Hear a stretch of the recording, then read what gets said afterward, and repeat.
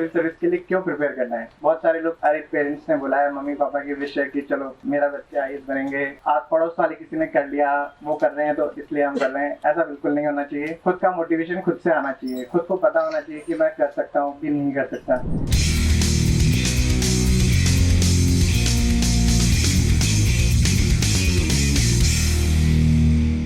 Hello everyone.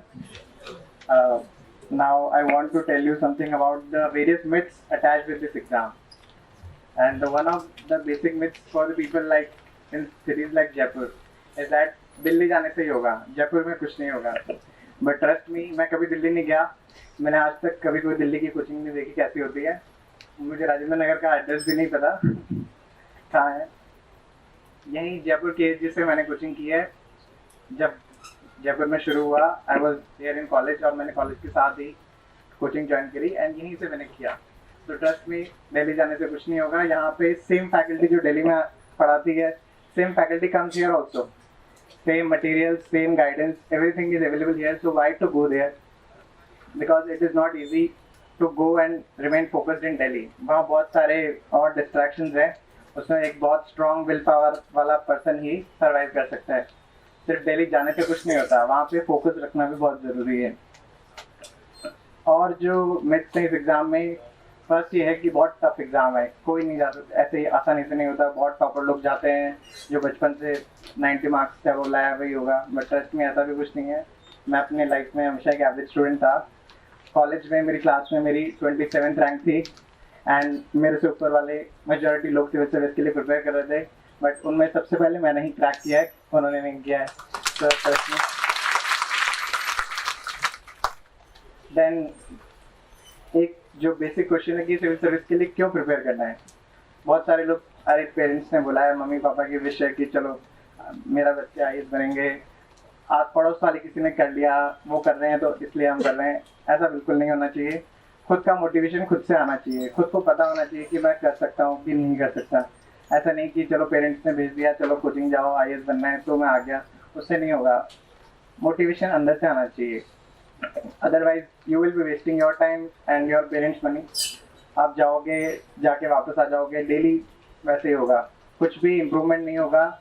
और फिर आप है ना र्यूमर और फैलाओगे कि बहुत टफ एग्जाम है, बट ऐसा नहीं है।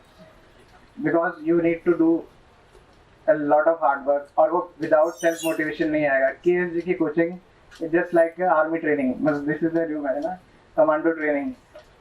रात को 9 बजे आप घर जाएंगे, आपको नेक्स्ट डे फिर आना है और आपको डेली टेस्ट देना है। एक दिन भी ऐसा नहीं होगा जिस दिन आपका डेली टेस्ट नहीं होगा और आपको लास्ट डे तक क्या पढ़ा है आपको वापस पढ़ के जाना ही है। There is no excuse from hard work. So अगर सेल्फ मोटिवेशन नहीं होगा तो आप बिल्कुल नहीं कर पाएंगे। देन बेसिक बहुत ज़रूरी है। कोचिंग बहुत लोग कहते हैं कि बहुत ज़रूरी है या बहुत ज़रूरी नहीं भी है, दोनों तरीके से है। कोचिंग आपको हेल्प कर सकता है, गाइड कर सकता है, but self study is the main thing. बिना सेल्फ स्टडी के नहीं होगा। बहुत सारे लोग हैं बार बार कोचिंग करेंगे, 4 जगह से कोचिंग कर लेंगे, फिर भी नहीं होगा, उससे काम नहीं होगा। जब तक आप खुद घर बैठ के नहीं पढ़ेंगे, आपको अपनी वीकनेसेस का आइडिया नहीं होगा, तब तक आपका कभी भी सिलेक्शन नहीं होगा।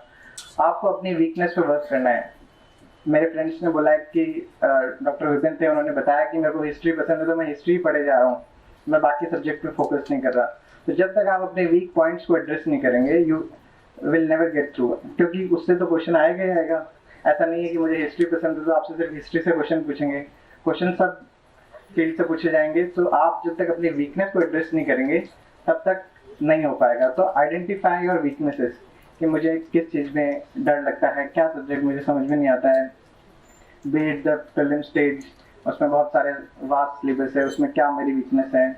पुराने क्वेश्चन पेपर्स देखिए कि उसमें से किस किस फील्ड से क्वेश्चन आता है, एनालाइज करिए। बार बार टेस्ट जब आप देंगे कि हाँ किस टाइप के क्वेश्चन मुझसे नहीं हो रहे हैं, मैं कहाँ रॉन्ग कर रहा हूँ, तो आइडेंटिफाई करिए अपनी वीकनेस और फिर उस पर वर्क करिए। Then slowly you will improve.